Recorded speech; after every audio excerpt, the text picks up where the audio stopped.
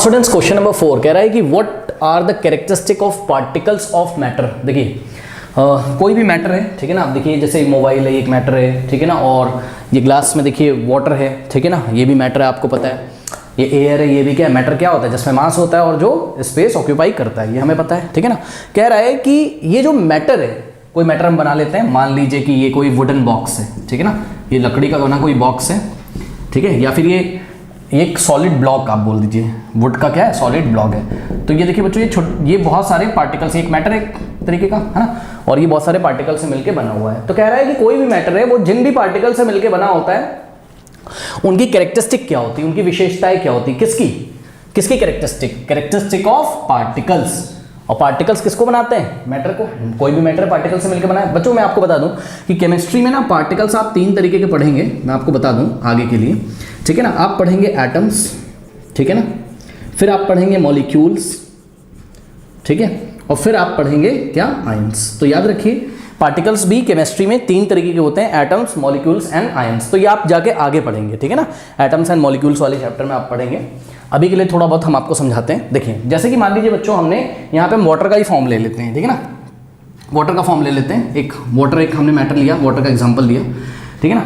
अब देखो वाटर जिन भी पार्टिकल से मिलकर बना होता है, वाटर के मॉलिक्यूल से मिलकर बना होता है। किससे बना होता है, वाटर के मॉलिक्यूल से। वाटर के जो मॉलिक्यूल का फॉर्मूला होता है, ठीक है, H2O। ये H2O क्या है बच्चों, मॉलिक्यूल ऑफ वाटर है, ठीक है। आपको यहाँ कोई फॉर्मूला वगैरह नहीं लिखना है, क्लास 9 में जो मैं बताता चल रहा हूँ धीरे धीरे बस आप याद करते चलो, ज़्यादा टेंशन नहीं लेना है। एटम्स एंड मॉलिक्यूल्स में सब कुछ बताया हुआ है, ठीक है ना। Molecule of water, correct. अब ये मॉलिक्यूल ऑफ वाटर एक पार्टिकल है, ठीक है ना। और ये जो मॉलिक्यूल है, मॉलिक्यूल किससे मिलकर बने होते हैं, एटम से, याद रखिएगा, ठीक है। एटम से मिलकर क्या बने होते हैं, मॉलिक्यूल। आयंस आप पढ़ोगे आगे जाके, ठीक है ना। एटम से मिलकर क्या बने होते हैं, मॉलिक्यूल्स। तो ध्यान से चेक करो, वाटर का एक मॉलिक्यूल है, सिंगल मॉलिक्यूल है। ये हाइड्रोजन के 2 एटम और ऑक्सीजन के 1 एटम से मिलकर बना हुआ है, ठीक है ना। तो यहाँ पे देखिए जब हमने वाटर लिया बच्चों, ये जो हम डॉट डॉट से दिखा रहे हैं ना, यहाँ पे देखिए ये क्या है, वाटर के बहुत सारे क्या है, पार्टिकल्स हैं। ये किसको दिखा रहे हैं, मैटर क्या चूज किया हमने यहाँ पर, मैटर क्या है हमारे यहाँ पर, वाटर। और वाटर बहुत सारे पार्टिकल से मिलकर बना हुआ है। इन पार्टिकल्स को हम वाटर का मॉलिक्यूल बोल सकते हैं, या आप सिंपल इसको वाटर के पार्टिकल्स बोल दीजिए, कोई दिक्कत नहीं है, ठीक है। अब इनकी हमको क्या बतानी है, कैरेक्टरिस्टिक बतानी है। हमने तो वाटर का एग्जांपल लिया, आप किसी का भी एग्जांपल ले लो। तो इनकी जो कैरेक्टरिस्टिक है, एनसीईआरटी में जो दिया आपको एग्जाम में वही लिखना है। First characteristic, particles of matter have spaces between them, ठीक है ना। पार्टिकल्स के जो मैटर के पार्टिकल होते हैं ना बच्चों, उनके बीच में स्पेस होती है, ये देखिए ये स्पेस होती है, जगह होती है, ठीक है, ओके। अगर आप सॉलिड लोगे, ध्यान से चेक करो, अगर आप सॉलिड लोगे, जैसे कि आइस ले लिया आपने, क्या ले लिया, आइस, तो इन पार्टिकल्स के बीच के डिस्टेंस बहुत कम हो जाती है। देखिए पार्टिकल्स बहुत पास पास होते हैं, तो यहाँ स्पेस क्या होता है, बहुत कम होता है। लिक्विड स्टेट में ले लोगे, वाटर क्या है, लिक्विड है ना, तो स्पेस बहुत ज़्यादा हो जाएगा। और गैशियस स्टेट में ले लोगे, जैसे कि वाटर का आपने स्टीम बना लिया, वाटर को आप बॉईल कर दीजिए, उसका स्टीम बनेगा। तो ये जो पार्टिकल्स हैं वाटर के, H2O जो मॉलिक्यूल और दूर दूर जाएंगे, तो स्पेस यहाँ पे बहुत ज़्यादा हो जाएगा। बात समझ में आई कि नहीं, ठीक है। तो यही बात हमने बताई कि पार्टिकल्स ऑफ द मैटर है, अब मैटर कोई भी हो भाई, सॉलिड हो, लिक्विड हो या गैस हो, ठीक है, पार्टिकल्स के बीच में स्पेस जरूर होगा स्पेस, ठीक है ना। कोई भी मैटर ऐसा नहीं है दुनिया का जिनके पार्टिकल्स के बीच में स्पेस ना हो। किसी में ज़्यादा स्पेस होता है पार्टिकल्स के बीच में, किसी में कम होता है, ठीक है ना। चलो अब मान लीजिए एग्जाम में उन्होंने एक एक एग्जाम्पल भी आपको पूछ लिया कि कैरेक्टरिस्टिक बताओ, टोटल 3 कैरेक्टरिस्टिक्स होती हैं, तीनों को बताना और हर एक कैरेक्टरिस्टिक का एक एग्जाम्पल भी देना। तो आप यहाँ पे क्या एग्जाम्पल दोगे, particles of matter have spaces between them, इसमें क्या एग्जाम्पल देंगे, इसमें हम एग्जाम्पल दे सकते हैं कि भाई हमने वाटर लिया, ठीक है ना, वाटर में हमने थोड़ा सा शुगर डाला, शुगर चीनी डालते जानते हो ना, शुगर को हमने ऐसा स्टिर किया, मिलाया, तो हमें शुगर नहीं दिखाई पड़ता है, थोड़ी देर के बाद कहाँ चला गया। शुगर के भी तो मॉलिक्यूल्स होते होंगे, शुगर के भी तो पार्टिकल्स होते होंगे, वो कहाँ चले गए, वो ये देखिए वाटर के बीच में जो, वाटर के पार्टिकल्स के बीच में जो स्पेस है, ठीक है, ये थोड़े शुगर के पार्टिकल हम आपको स्टार करके, स्टार से दिखा देते हैं, आप समझो, ठीक है। जब शुगर आप वाटर में डालते हो तो ये इंटरमोलिकुलर स्पेसेस हैं, मतलब मॉलिक्यूल्स के बीच में जो स्पेस है, या आप सिंपली बोलो पार्टिकल्स के बीच में जो स्पेस है, यहाँ पे देखिए स्टार से हम क्या दिखा रहे हैं, शुगर के पार्टिकल्स को। ये क्या दिखाया हमने, शुगर के पार्टिकल। तो शुगर के पार्टिकल्स कहाँ चले गए, बताइए, शुगर के पार्टिकल्स कहाँ चले गए, वाटर के पार्टिकल्स के बीच में जो स्पेस है। और खास बात एक चीज़ और देखते हो बच्चों आप लोग, क्या कि ग्लास का जितना वॉल्यूम है, मतलब अगर ग्लास यहाँ तक भरा हुआ था, ठीक है, ये यहाँ तक, ठीक है, तो शुगर डालने के बाद भी वो यहीं तक भरा रहता है। चीनी डालने से ये ऊपर नहीं उठ जाता है पानी, ऐसा है ना, यानी कि वॉल्यूम तो अभी भी उतना ही है, स्पेस तो अभी भी मटेरियल ने उतने ऑक्यूपाई किया हुआ है, तो शुगर के जो पार्टिकल डाले वो कहाँ गए? तो जवाब है वो वाटर के पार्टिकल्स के बीच में जो स्पेस है वहां पे जाके समा जाते हैं, ठीक है ना। धीरे धीरे पढ़ते रहोगे तो और क्लियर होगा। तो इस तरीके से आप शुगर और वाटर का एग्जाम्पल फर्स्ट वाले में दे सकते हो। सेकंड देखिए जरा, कह रहा है कि particles of a matter are continuously moving, ठीक है। किसी भी मैटर के जो पार्टिकल होते हैं वो कॉन्टिन्यूसली मूव करते रहते हैं। रूम टेम्परेचर पे भी बच्चों कॉन्टिन्यूसली मूव करते रहते हैं। पता है आपको, ये स्केल है, देखिए एक वुडन स्केल है, ये भी तो पार्टिकल से मिलकर बनी, कुछ मॉलिक्यूल से मिलकर बनी होगी, ठीक है ना। अब इसके जो पार्टिकल हैं बच्चों वो रैंडमली मोशन कर रहे हैं, ठीक है। ये अपनी मीन पोजीशन के टू एंड फ्रो आगे पीछे वाइब्रेट कर रहे हैं। सर दिख तो नहीं रहा है? हाँ नहीं दिख रहा है, बिकॉज ये वाइब्रेशन बहुत तेजी से हो रहे हैं, आपकी आंखें इसको जज नहीं कर पाएंगी, ठीक है ना। और बहुत छोटे छोटे एम्पलीट्यूड के वाइब्रेशन हो रहे हैं। एम्पलीट्यूड का मतलब ये है, बात समझो ना, ठीक है। जैसे कि ये कोई पार्टिकल है ना, अब ये इसकी मीन पोजीशन है, मतलब जहाँ से बार बार ये होके पास होता है। जैसे मान लो बच्चों, आपने एक थ्रेड ले लो, एक बॉल ले लो, ठीक है, और इसको किसी रिजिड सरफेस के ऊपर बांध के इस बॉल को ऐसा मारो। सुना होगा ना सिंपल पेंडुलम? नहीं सुना है? ये ऐसे ऐसे ऐसे ऐसे आगे पीछे जाता है ना, इसी को हम टू एंड फ्रो मोशन बोलते हैं। ठीक इसी तरीके से ये जो मैटर का पार्टिकल होगा, ठीक है ना, मैटर का ये पार्टिकल होगा, कॉन्टिन्यूसली मूव करता रहता है, ठीक है ना, कॉन्टिन्यूसली ये मोशन करता रहता है, ये आगे पीछे मीन पोजीशन से टू एंड फ्रो वाइब्रेट करता रहता है, ठीक है ना। लेकिन अगर इसकी तुमने एनर्जी बढ़ा दी, ठीक है, तो एनर्जी कैसे बढ़ाओगे? जब इसका टेम्परेचर बढ़ाओगे। याद रखो बच्चों, जब भी किसी मैटर का आप टेम्परेचर बढ़ा देंगे तो उसकी एनर्जी बढ़ जाएगी। अभी मैं और उसको एक्सप्लेन करता हूं, और वो और अच्छी तरीके से मोशन करने लगते हैं और फास्ट स्पीड से वो मोशन करने लगते हैं, ठीक है ना। अब ध्यान से समझिए, पार्ट 2 में, सॉरी कैरेक्टरिस्टिक 2 में क्या बोला गया है? Particles of matter are continuously moving, ठीक है। मैटर के जो पार्टिकल्स हैं वो लगातार क्या कर रहे हैं? मूव कर रहे हैं। इसके लिए अगर मान लीजिए उन्होंने बोला कि भाई एग्जांपल दो, क्योंकि देखो बच्चों वाटर ये रखा हुआ है ग्लास में, यहां तो नहीं समझ में आ रहा है ना कि ये पार्टिकल्स मूव कर रहे हैं, यहां तो नहीं समझ में आ रहा है। तो हम एक काम करेंगे, ठीक है। आपने बच्चों धूप बत्ती या अगरबत्ती देखा है, ठीक है ना। तो धूप बत्ती को आप कमरे के एक कोने में जलाते हो, क्या होता है? स्मेल दूर तक आ जाता है। क्यों आ जाता है? हाँ, धूप बत्ती वहां पे जब बर्न होता है तो उसमें से जो पार्टिकल्स निकलते होंगे, ठीक है ना, उन पार्टिकल का काइनेटिक एनर्जी बहुत ज्यादा होता है। काइनेटिक एनर्जी क्या होता है? मोशन के कारण जो एनर्जी होता है, कोई पार्टिकल, कोई भी बॉडी जब मोशन करती है, कोई भी पार्टिकल जब मोशन करते हैं तो मोशन के कारण जो एनर्जी होता है उसमें, उसको हम क्या बोलते हैं? काइनेटिक एनर्जी, ठीक है ना। फिजिक्स में आप पढ़ोगे मोशन वाले चैप्टर में, the energy due to motion is known as what? Kinetic energy, ठीक है ना। तो आप तो वहां दूसरे कमरे में खड़े हो, धूप बत्ती यहां जलाई गई, फिर भी वहां तक स्मेल आपको क्यों आ जाता है? सोचिए, क्योंकि यहाँ के पार्टिकल कॉन्टिन्यूसली क्या कर रहे हैं? मूव करते करते करते करते वहां तक आ जाते हैं, ठीक है ना। तो इस तरीके से मैटर कोई भी हो, उसके पार्टिकल्स क्या करेंगे? कॉन्टिन्यूसली मूव करेंगे। कोई ज्यादा फास्ट स्पीड से मूव करेंगे, कोई स्लो स्पीड से मूव करेंगे, ठीक है ना। और बच्चों यहाँ पे ये जो पार्टिकल मूव करते हैं, ठीक है, ये किस पे डिपेंड करता है? ये डिपेंड करता है किस पे? पार्टिकल्स की काइनेटिक एनर्जी पे। Depends on what? Depends on kinetic, के का मतलब kinetic energy, depends on kinetic energy of the particles, ठीक है। अब ये पार्टिकल की काइनेटिक एनर्जी किस पे डिपेंड करती है? Kinetic energy depends on what?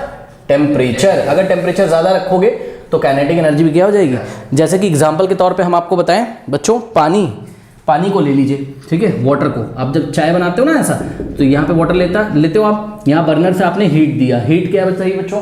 Heat एक तरीके का एनर्जी का फॉर्म है, ठीक है। तो आप इसको हीट दे रहे हो, बर्नर से हीट दे रहे हो, ये हीट लगातार वाटर के मॉलिक्यूल्स के पास जा रहा है। ध्यान से चेक करो, जब ये पानी आप नहीं गर्म कर रहे थे, जब ये पानी ठंडा रखा हुआ था, तब तो इसके पार्टिकल्स बेचारे चुपचाप बैठे हुए थे। बैठे तो नहीं थे, मोशन तो वो रूम टेम्परेचर पे भी कर रहे थे, बट धीरे धीरे वाइब्रेट कर रहे थे। आपको समझ में नहीं आ रहा था, आंखों से नहीं दिख रहा था। लेकिन जैसे ही आपने इसमें हीट कंटेंट डालना शुरू किया, कैसे डालना शुरू किया हीट कंटेंट? आप इसको बर्नर से ऐसा गर्म करते हो, ठीक है ना। तो ये हीट एनर्जी, जो बर्नर से हीट एनर्जी निकल रही है, ठीक है, ये बर्नर में हीट कहाँ से आ रही है? अरे भाई एलपीजी गैस है ना अंदर, गैस में क्या होते हैं? बहुत सारे क्या नाम है आपका, ब्यूटेन होता है, ब्यूटेन बर्न कर रहा है, तो वहां से केमिकल एनर्जी किसमें चेंज हो रही है? हीट में। अरे ब्यूटेन केमिकल होता है बच्चों, वहां की केमिकल एनर्जी किसमें चेंज हो रही है? हीट में। जब ब्यूटेन बर्न होता है तो हीट निकलता है, ठीक है। केमिकल एनर्जी किसमें चेंज हुई? हीट में। आपने ये पढ़ा है ना, law of conservation of energy, मतलब एनर्जी को एक फॉर्म से दूसरे फॉर्म में चेंज कर सकते हैं। बहुत सुना होगा आप लोगों ने क्लास 8 में कि कोयले को जलाया, वहां से हीट निकली, उससे पानी गर्म करते हैं, फिर उससे स्टीम बनती है, स्टीम से टरबाइन चलाते हैं तो इलेक्ट्रिसिटी बनती है। तो कहीं ना कहीं कोयले की जो केमिकल एनर्जी उसको आपने हीट एनर्जी में चेंज किया, फिर हीट एनर्जी किसमें चेंज हुई? इलेक्ट्रिकल एनर्जी में।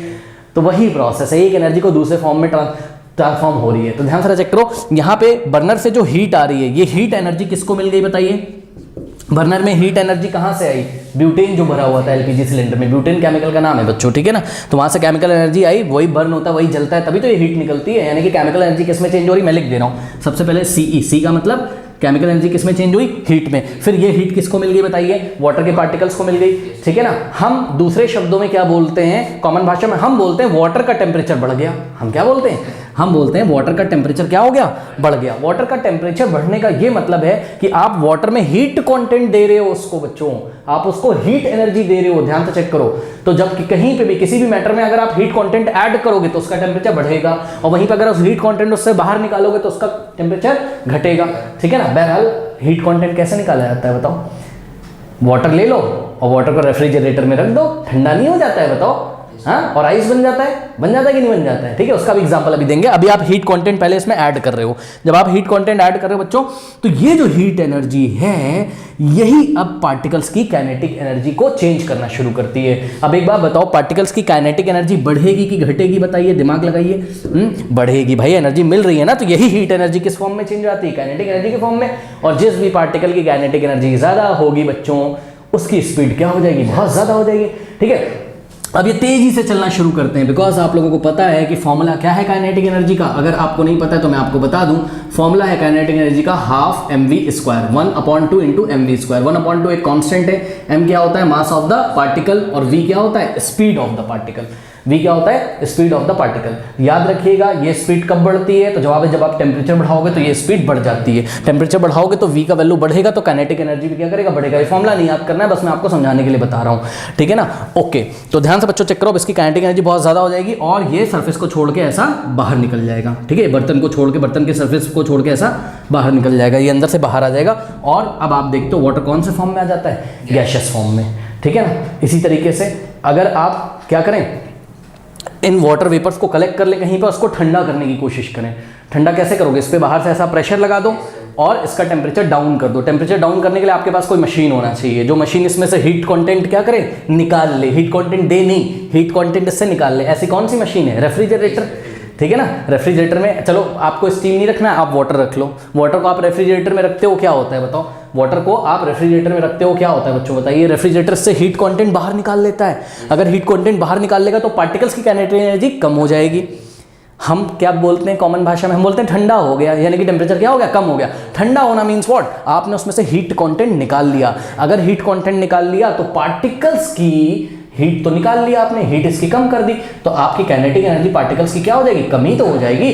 तो हम क्या बोलेंगे, हम बोलेंगे भाई टेम्परेचर कम करने से काइनेटिक एनर्जी क्या होती, कम हो जाती है। अब ये धीरे धीरे मोशन करेंगे, ये सरफेस को छोड़ के नहीं जा पाते हैं, और धीरे धीरे धीरे धीरे आप देखते हो क्या हो जाता है, ये किस फॉर्म में चेंज हो जाता है, सॉलिड में चेंज हो जाता है। ये बिल्कुल टाइटली वहाँ पे बाउंड हो जाता है एक दूसरे से, ठीक है ना। ये अच्छे से मोशन कर ही नहीं पाते हैं, एक दूसरे को बहुत अच्छी तरीके से फिर पकड़ के रखते हैं, ठीक है ना।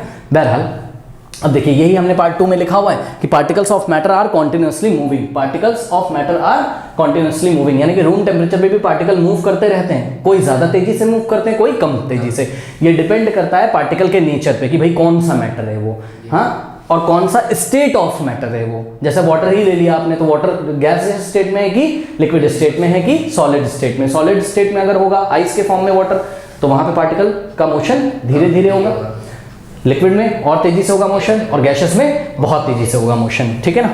तो ये चीज है। नेक्स्ट है पार्ट 3 देखिए बच्चों, और इसमें आप एग्जांपल कौन सा दे सकते थे बताइए, सेकंड वाले में एग्जांपल आप दे सकते थे धूप बत्ती वाला, ठीक है ना। चलो पार्ट 3 देखिए जरा, मतलब कैरेक्टरिस्टिक 3 कह रहा है particles of matter attract each other. हाँ भाई, particles of matter attract each other, ठीक है ना। मैटर जिस भी पार्टिकल से मिलके बना हुआ है बच्चों, ठीक है, वो पार्टिकल एक दूसरे को अट्रैक्ट करके रखते हैं। और ये जो अट्रैक्ट करके रखते हैं ना, हम केमिस्ट्री की भाषा में बोलते हैं इस पार्टिकल ने इसको फोर्स से बांध के रखा हुआ है। और इन्हीं फोर्स को आप बॉन्ड बोलोगे। जब क्लास 11th में जाओगे तो बॉन्ड क्या होते हैं, दो पार्टिकल्स के बीच में जो बॉन्ड होते हैं, bond is nothing, bond is what, type of force. एक तरीके का फोर्स होता है जो पार्टिकल्स को बांध के रखता है, उसी को हमने केमिस्ट्री में क्या बोल दिया, बॉन्ड बोल दिया। फिजिक्स में हमने उसको फोर्स बोल दिया, बॉन्डिंग हो गई, हम बोलते हैं बॉन्डिंग हो गई कि फोर्स से बंधा हुआ है, ठीक है ना। हाँ भाई, particles of matter attract each other, ये एक दूसरे को अट्रैक्ट करके रखते हैं। इसके बच्चों बहुत सारे एग्जांपल दे सकते हो आप। कोई ज्यादा अट्रैक्ट करके रखेगा, कोई कम अट्रैक्ट करके रखेगा। जैसे कि इसको देखिए बच्चों, ये देखिए, ये लकड़ी है वुड, हमने इस पे ऐसा मारा तो मेरी चोट लग जा रही है यहाँ पे, ये टूट तो नहीं गई, इसका मतलब इसके पार्टिकल्स ने एक दूसरे को बहुत अच्छी तरीके से अट्रैक्ट करके रखा है। लेकिन बच्चों मान लो ये एक टैप है ना, इसमें से पानी आ रहा है, ऐसे पानी आ रहा है, पानी की स्ट्रीम धारा ऐसे आ रही है। अब मैं अपनी फिंगर लेके आऊँगा, ऐसे ऐसे खेलता हूँ, जैसे यहाँ से ले जाता हूँ पानी कट हो जाता है, यहाँ से ले जाता हूँ पानी कट हो जाता है, यहाँ से ले जाता हूँ पानी कट हो जाता है, यहाँ से ले जाता हूँ पानी कट हो जाता है। यानी कि लिक्विड के पार्टिकल्स में फोर्स ऑफ अट्रैक्शन ज़्यादा अच्छा नहीं है, पर ज़्यादा अच्छा नहीं है। कैसे पता चला? जैसे ही मैं अपनी फिंगर हटाता हूँ फिर से स्ट्रीम में आ जाता है, यानी कि पार्टिकल एक दूसरे के कॉन्टेक्ट में हैं। बात समझ में आई कि नहीं आई? तो ये चीज़ है। ओके, कोई डाउट है? तो यहाँ पे आप एग्जांपल दे सकते थे क्या, कि एक वुडन ब्लॉक को हमने हैमर से मारा, वो टूटता नहीं है, वाटर का टैप से एक वाटर आ रहा है, उसमें हमने ऐसा फिंगर लगाया, ठीक है ना, तो हमारी फिंगर आराम से चली जाती है। लेकिन जैसे हम फिंगर हटाते हैं अपनी तो फिर से स्ट्रीम बन जाता है। इसका क्या मतलब है कि वाटर के पार्टिकल अट्रैक्ट तो करते हैं लेकिन कम फोर्स से करते हैं, और वुड के पार्टिकल अट्रैक्ट कर रहे हैं लेकिन ज़्यादा फोर्स से। तो ये फोर्स ऑफ अट्रैक्शन जो लग रहा है पार्टिकल्स के बीच में, ये किसी मैटर में ज़्यादा, किसी मैटर में कम, ये डिपेंड करता है कि मैटर का नेचर कैसा है। और मैटर का नेचर कौन डिसाइड करेगा? जवाब है मैटर जिन पार्टिकल से मिलके बना हुआ है, ठीक है ना, मैटर जिन पार्टिकल से मिलके बना हुआ है। जैसे कि उदाहरण के तौर पे अभी हमने आपको बताया था कि वाटर किससे मिलके बना हुआ है? वाटर के मॉलिक्यूल से। लेकिन बच्चों आयरन का कोई ब्लॉक ले लीजिए, आयरन, लोहे का कोई ब्लॉक लो, उस पर ऐसा मारो आपकी चोट लग जाएगी, टूटेगा नहीं। तो आयरन का जो ब्लॉक है, मान लीजिए आयरन का ब्लॉक है, ठीक है ना, तो आयरन का ब्लॉक बच्चों आयरन के एटम से मिलकर बना रहता है। आयरन एक मेटल है, मेटल के एटम से मिलकर बना रहता है ये, ठीक है ना। तो इन एटम्स के बीच में मेटालिक बॉन्डिंग होती है, आप क्लास 11th में पढ़ोगे। मेटालिक बॉन्डिंग का मतलब मेटालिक फोर्स ऑफ अट्रैक्शन होता है, यानी कि मेटल के एटम्स एक दूसरे को अच्छी तरीके से अट्रैक्ट करके रखते हैं। हालांकि इसमें स्पेशल टाइप की बॉन्डिंग होती है, हम क्लास 11th में पढ़ेंगे। बट मैं आपको बताना चाहता हूं कहीं फोर्स ऑफ अट्रैक्शन ज्यादा, कहीं कम, क्योंकि बच्चों पार्टिकल का नेचर क्या है? अलग अलग। यहां तो वाटर के मॉलिक्यूल्स थे वाटर में, लेकिन यहां वाटर के मॉलिक्यूल थोड़ी ना है, यहां क्या है? आयरन के एटम्स हैं, सही है। तो आयरन का जो फॉर्मूला होता है केमिस्ट्री में, आयरन के एटम का, वो Fe होता है, ठीक है ना। तो यहाँ पे अलग टाइप के एटम है, यहाँ पे अलग टाइप के मॉलिक्यूल्स हैं, ठीक है ना। तो पार्टिकल का नेचर अलग हो जाएगा, तो उसकी कैरेक्टरिस्टिक भी क्या हो जाएंगी? अलग हो जाएंगी। फोर्स ऑफ अट्रैक्शन अलग हो जाएगा, उनके मोशन करने की क्षमता अलग हो जाएगी। कॉन्टिन्यूसली कोई तेजी से मूव कर रहा होगा, कोई धीरे मूव कर रहा होगा, उनके बीच में स्पेस भी अलग अलग टाइप का होगा, कहीं ज्यादा होगा, कहीं कम होगा, ठीक है ना। तो बहरहाल ये हमने आपको डिटेल में समझाया, ये तीनों पॉइंट आप एग्जाम में लिख के आएंगे। ओके, कर लीजिए।